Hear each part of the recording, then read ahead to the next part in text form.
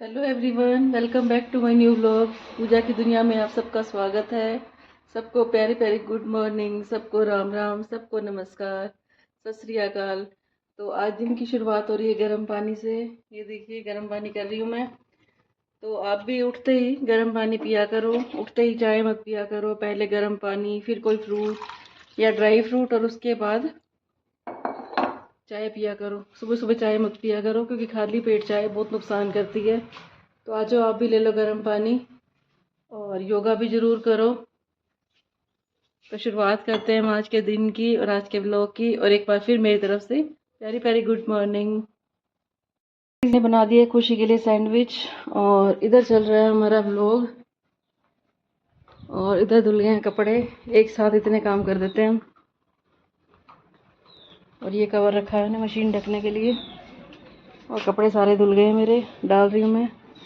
और धूप थोड़ी थोड़ी आई हुई है, इधर ज़्यादा है इधर कम है। सो गाइस आ जाओ चाय पी लो। चाय रेडी हो रही है। हैं? कौन? हाँ देख, चाय का टॉपिक तो बंद हो गया था बीच में, इनका टॉपिक शुरू हो गया था। एप्पल धब्बेदार हैं, कैसे लेके आए हो? दिखाती हूँ मैं आपको कैसे एप्पल लेके आए हैं। ये कहाँ है धब्बे? और मेरा चाय का टॉपिक तो बीच में बंद ही हो गया बिल्कुल ही। मैं थोड़ा सत्संग सुनाने लगी थी चाय के टाइम में। कोई बात नहीं। और खुशी जा रही है बिना खाए पिए कुछ भी। एक ऐप ये खाते जा बनाना। और चाय आज मैं अकेली पी रही हूँ, देख लो। तो आ जाओ अकेली टी पार्टी। जतिन कोई साथ नहीं आज टी पार्टी के लिए। ना जतिन पीता ना बल्कू पीती। कोई नहीं भाई, अकेले रहो, मस्त रहो, व्यस्त रहो। ले लिया? हाँ बेटा था वो था ना, बना देती हूँ, 1 मिनट लगना है। चाय पी लूँ मैं फिर बनाती हूँ। अब बना देती हूँ। सो गाइस चाय मैंने पी ली है। और चाय बनाते बनाते मैं परमात्मा के लिए चर्चा कर रही थी। और ऊपर से खुशी और जतिन का टॉपिक शुरू हो गया तो वो बात वहीं पे रह गई। तो कोई बात नहीं, कहते हैं चाय पीते हुए खाना खाते हुए परमात्मा का नाम लेना चाहिए। तो मैं बात कर रही थी कि जब राम और रावण का युद्ध होना था तो विभीषण आए थे वहाँ पे राम जी के पास। और जैसे ही वो आ रहे थे तो सुग्रीव ने कहा था कि देखो हमारे दुश्मन आ रहा है, दुश्मन का भाई आ रहा है। तो राम जी ने उनको कहा था कि निर्मल मंजन सो मोहि पावा, मोहि कपट छल छिद्र न भावा। कि मेरे को वही प्राप्त कर सकता है जिसका मन साफ हो। तो विभीषण का मन साफ था तो उसने राम जी को प्राप्त किया, राम जी की भक्ति मिली उसे। और बजरंगबली भी जब लंका में गए तो उनको कोई नहीं मिला, सिर्फ विभीषण के घर में ही उनको राम राम की धुनी सुनाई दी थी। तो जितना हो सके अपना मन साफ रखना चाहिए, परमात्मा का नाम लेना चाहिए। क्योंकि कहते हैं जैसी दृष्टि वैसी सृष्टि। जैसा हम देखते हैं लोगों को हमें वैसे ही नजर आते हैं। जैसे अर्जुन को हर जगह सत्य ही सत्य नजर आता था। और जो वो था क्या नाम था, दुर्योधन था, उसको हर जगह असत्य ही नजर आता था। वो हर जगह झूठ देखता था, वो झूठ ही बोलता था। जो जैसा हो उसे सब वैसे ही दिखाई देते हैं। अगर हम अच्छे हैं तो हमें सब अच्छे दिखाई देंगे, और अगर हम बुरे हैं तो हम दूसरों के अंदर भी बुराई ढूंढते रहेंगे। तो जितना हो सके हमें सबके अंदर अच्छाइयाँ देखनी है। जैसे अर्जुन ने सबके अंदर अच्छाइयाँ देखी थी तो उसे कृष्ण जी का साथ मिला था। और दुर्योधन ने सबके अंदर झूठ देखा था, छल कपट देखा था, तो उसे झूठ ही नजर आता था। कहते हैं छल कपट से तो सिर्फ महाभारत ही रची जाती है, और छल कपट से रामायण नहीं जीती जाती। रामायण तो बलिदान का नाम है।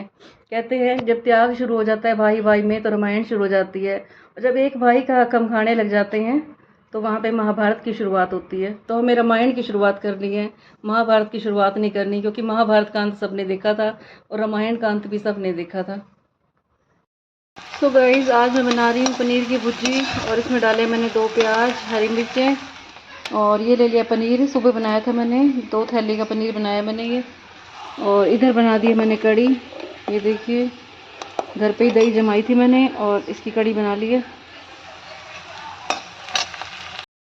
तो अगर आपके पास कड़ी के लिए लस्सी ना हो तो आप घर पे ही दही जमाएं और कड़ी बना लें। और अगर खट्टी करनी हो आपने दही तो इसके अंदर रात को नमक डाल के रख दें और सुबह उठ के इसकी लस्सी बनाएं और फिर इसकी कड़ी बना लें। कईयों को खट्टी कड़ी पसंद होती है लेकिन मेरे को तो नॉर्मल चाहिए होती है, हमें खट्टी कड़ी पसंद नहीं आती।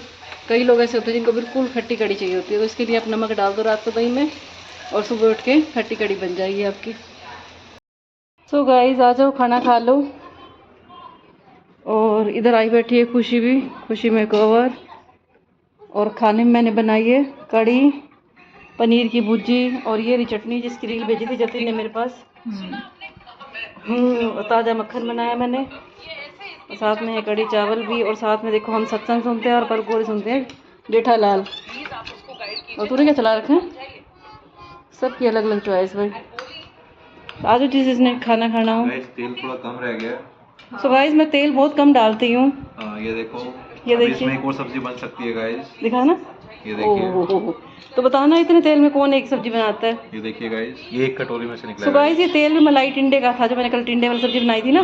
देखिए गाइस, मलाई घी छोड़ जाती है, कर रहे हैं गाइस। मलाई घी छोड़ जाती है, क्या करें बताओ। डालना है चीज़ें। यस। और खुशी को पूरा मज़ा आया पड़ा मक्खन और चटनी के साथ। बताना कौन कौन बनाते हैं चटनी, हरी मिर्च और लहसुन की चटनी। और व्लॉग के चक्कर में मेरी रोटी भी जल जाती है। ये देखो इतना आसान नहीं होता व्लॉग बनाना, लोग लाइक करते हुए भी 10 बार सोचते हैं। तो गाइस चली गई खुशी खाना खा के, वो जा रही है। कहते मौसम अच्छा हो गया, मैं अपने आप ही चली जाऊंगी।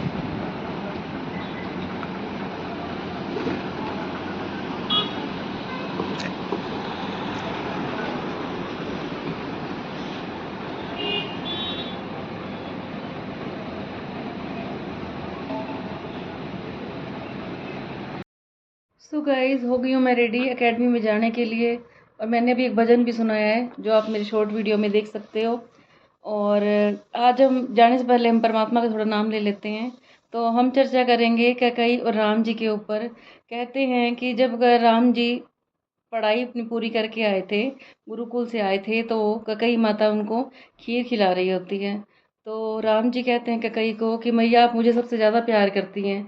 तो कहती है मैं सबसे ज़्यादा प्यार करती हूँ, मैं अपने प्राणों से भी ज़्यादा राम तुम्हें प्यार करती हूँ। और वो उनको खीर खिलाते खिलाते ये बातें चल रही होती हैं।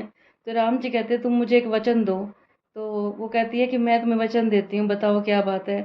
वो राम जी कहते हैं कैकेयी से कि जो मैं तुम्हारे से वचन लेने जा रहा हूँ उससे तुम्हें बहुत दुख पहुँचेगा। तो वो कहने लगी मुझे सारे दुख मंजूर हैं। फिर वो कहने लगे इससे तुम्हें विधवा का रूप भी मिल सकता है। वो कहती मैं तुम्हारे लिए कुछ भी कर सकती हूँ राम, बताओ भाई क्या बात है। तो वो कहने लगी मुझे एक वरदान चाहिए। राम जी ने वर मांगा था उससे कि तुम मुझे 14 वर्ष का वनवास दोगी और तुम्हें लोग इतनी नफरत करेंगे कि आने वाले टाइम में कोई कैकेयी अपनी मम्मी का नाम नहीं रखेगा, मैं किसी भी स्त्री का नाम कैकेयी नहीं होगा। तो बताना आप सब ने ये कहानी सुनी है या नहीं सुनी।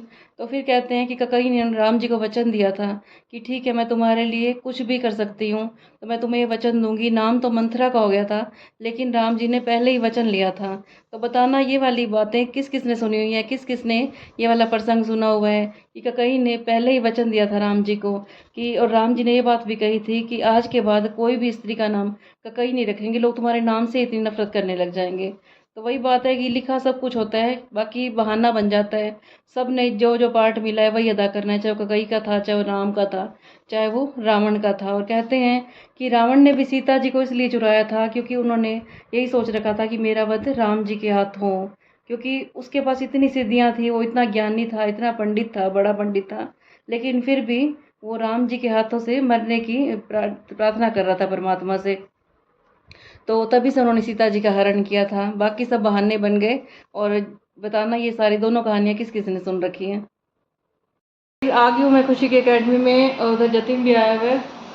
और यहाँ चल रही है तैयारी मोमोज खाने की, खुशी ले जा रही है हमें। तो मैंने जतिन से पूछा तेरा क्या मन है खाने का, कह रहा था जो पलकू का मन हो मैं वही खाऊंगा। ये है मेरा लाल। जतिन आज तो 2 निशाने हो गए, एक 2 निशाने कैसे? समझ गए वो कैसे?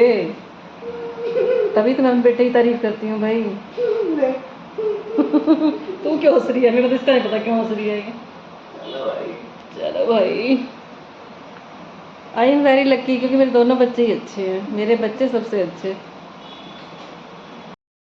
तो गाइस खुशी ले जा रही है मोमोज खाने के लिए और घर के पास वाली मार्केट भी ले जा रही है। पर कौन सी मार्केट में ले जा रही है? घर के पास वाला तो नहीं है, 5 फेस की है। 5 फेस की मार्केट तो घर के पीछे ही तो है। आपको इस वीकेंड पे तो मकाम रहेगा ना? यस, देख लो यहाँ की मार्केट 5 फेस की कितनी सजा रखी है। ये देख, पर कोई इनकी लड़ियाँ छोड़ी नहीं तो अपना वो है 7 फेस है। हाँ ये तो वो है क्या कहते हैं फ्रूट वाली मार्केट है ना। फिर वो आगे इसी गली से चले जाते हैं। पता नहीं ना क्या रास्ता मेरे को निकलेगा नहीं। सो गाइस यहाँ की डेकोरेशन देखो एक बार, पूरी मार्केट में एक जैसी लड़ियाँ लगी हुई हैं।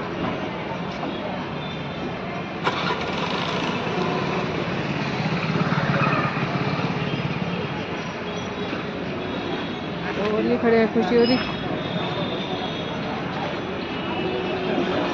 मोमोपुर में। यहाँ चल रही है वेटिंग मोमोज के लिए, लाइन में लगे खड़े हैं सब। आज की पता नहीं दिखता पर गए वो घंटे। आज जिसने मोमोज खाने हो, मैंने तो खाने नहीं है। मैंने मांगा था मोहितो, लेकिन मैंने पढ़ दिया ऊपर लिखा हुआ है चिकन भी बनता है यहाँ पे। मैं करेंगे मोहितो भी नहीं होंगी। और खुशी ने ले लिए हैं, उसके लिए वेज मोमोज है ना। आगे जिसने मोमोज खाने हो तो गाइस को खिला दो मोमोज, गाइस खा लो। सो गाइस आ गए हम घर पे और जतिन की चल रही है अभी तक मीटिंग। आते वो मीटिंग में बैठ गया है और खुशी सो गई है। और अब व्लॉग के एंड करने का टाइम है, लेकिन उससे पहले हम लेंगे 5 मिनट के लिए परमात्मा का नाम। तो आज हम बात करेंगे वाल्मीकि जी के ऊपर। कहते हैं कि जब वाल्मीकि जी साधु थे तो उनसे पहले उनका नाम था रत्नाकर। कहते हैं कि वो डाकू थे और वो राहगीरों को लूटते थे और ज़रूरत पड़ने पर उनको मार भी देते थे। उनका धन दौलत छीन के उनको मार भी देते थे कई बार वो। तो एक बार वो लूटपाट करने के लिए जा रहे थे तो रास्ते में उनको नारद जी मिलते हैं। तो नारद जी कहते हैं कि तुम ये काम क्यों करते हो। तो जो रत्नाकर थे, जो साधु से पहले थे, डाकू थे जो, तो वो कहने लगे कि मैं अपने परिवार का पालन पोषण करने के लिए ये काम करता हूँ। तो उन्होंने कहा, वाल्मीकि जी को कहा, उन्होंने नारद जी ने कहा कि तुम ये छोड़ दो ये वाला काम। तो उसने कहा फिर मैं अपने परिवार का भरण पोषण कैसे करूँगा। तो नारद जी ने उनको कहा जिस परिवार के लिए तुम ये काम करते हो, लूटपाट करते हो, लोगों को मारते हो, उनसे पूछ के आओ क्या वो तुम्हारे जैसे वो पैसे में सहभागी बनते हैं तो जो तुम्हें इसकी सज़ा मिलेगी उसमें भी तुम्हारे सहभागी बनेंगे। वो कहता है मुझे विश्वास है वो ज़रूर सहभागी बनेंगे मेरे। तो वो घर जाता है और अपनी पत्नी से पूछता है। तो पत्नी बोलती है कि हम तुम्हारे पुण्य में सहभागी बन सकते हैं, तुम्हारे धन दौलत में सहभागी बन सकते हैं, लेकिन जो तुम पाप करोगे उसकी सज़ा में हम सहभागी नहीं बन सकते। वो अपने बच्चों से भी पूछता है तो वो भी मना कर देते हैं। फिर वो जाता है नारद जी के पास। तो नारद जी उसको ज्ञान देते हैं और उसकी आंखें खुल जाती हैं। तो ऐसे फिर उनको ने बहुत तपस्या की, ज्ञान लिया। तो इतना ज्ञानी होने के बाद फिर उन्होंने रामायण की रचना की और उनका नाम पड़ गया वाल्मीकि जी। तो ऐसे वो डाकू से साधु बने, देख लो। तो कहते हैं कि कौन सी बात हमारे दिल को छू जाए, कब एक परमात्मा का नाम भी हमारे अंदर कितना चेंज ला सकता है, हमारे पूरे जीवन को बदल सकता है। ऐसे ही आपने उंगली मार डाकू की बात भी सुनी होगी कि उंगली मार डाकू था, वो राहगीरों को लूटता था और उनको मारता था। और कहते हैं उसने प्रण लिया था कि मैं 1000 लोगों की हत्या करूँगा। जब उसने 999 लोगों को मार दिया था तो कहते हैं कि उसकी माँ भी उसके आगे आने से डरती थी। उसको डर लगता था कि उसने 1000 लोगों की प्रतिज्ञा ली हुई है मारने की, कहीं वो मेरे को भी ना मार दे। तो उसकी माँ ने भी उसके आगे आना छोड़ दिया था, वो भी उससे मिलती नहीं थी।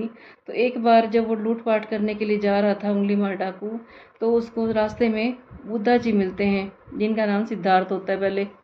तो वो मिलते हैं उनको और कहते हैं कि तू ये क्यों लोगों को मारता है। तो वो कहने लगा कि मैंने अब तू मेरे रास्ते में आया तो मैं तुझे भी मारूंगा।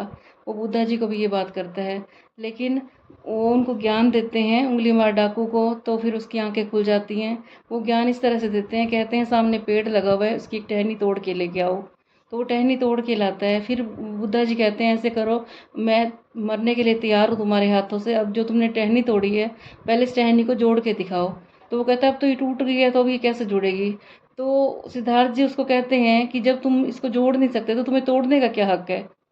तो अगर तुम किसी को जीवन दान नहीं दे सकते तो तुम्हारा जीवन लेने का क्या हक है। तुम्हें परमात्मा ने जीवन दान किस लिए दे रखा है, यहाँ पे लोगों की ज़िंदगी बचाने के लिए, किसी को मारने के लिए नहीं दे रखा। तो इससे उसकी आंखें खुल जाती हैं और कैसे उंगली मार डाकू भी एक साधु बन जाता है। तो अगर हमारे पास ज्ञान है तो हमें दूसरों को बांटना चाहिए, क्योंकि हमारे ज्ञान से पता नहीं कितने लोगों का कल्याण हो जाता है। और कहते हैं किसी को अच्छी राह पे लगाना सबसे बड़ा पुण्य का काम है। तुम लंगर लगा लो, भंडारे लगा लो, इससे तुम्हें पुण्य मिलेगा, लेकिन जितना तुम्हें अच्छी राह पे लगाने से होता है। ऐसे ही मैंने आपको पहले बताया था कि हम ओम शांति आश्रम में जाते थे, ब्रह्म कुमारी आश्रम में। तो हम जब अभी जाया नहीं करते थे हम, तो हमारे यहाँ पे रोज़ आया करते थे। एक भाई जी थे वो, तो डेली कहा करते थे एक बार आओ वहाँ पे, एक बार आओ, एक बार ज्ञान सुनो। तो मैं दीदी से पूछती थी कि दीदी इतनी मिन्नतें क्यों करते हैं हमें आने के लिए, इनको इससे क्या फ़ायदा होता है। तो दीदी क्या कहती थी कि जैसे तुम किसी को सामान दिलवाते हो या कोई तुम्हारे पास आता है, तुम उसमें अपनी कमीशन रखते हो। आजकल लोग कमीशन बेस पे बहुत काम करते हैं। ऐसे ही अगर हम किसी को अच्छी राह पे लगाते हैं तो परमात्मा हमें कमीशन देता है इस बात की कि वो हमारा भला करता है, इसलिए हम लोगों को अच्छी राह पे लगाते हैं।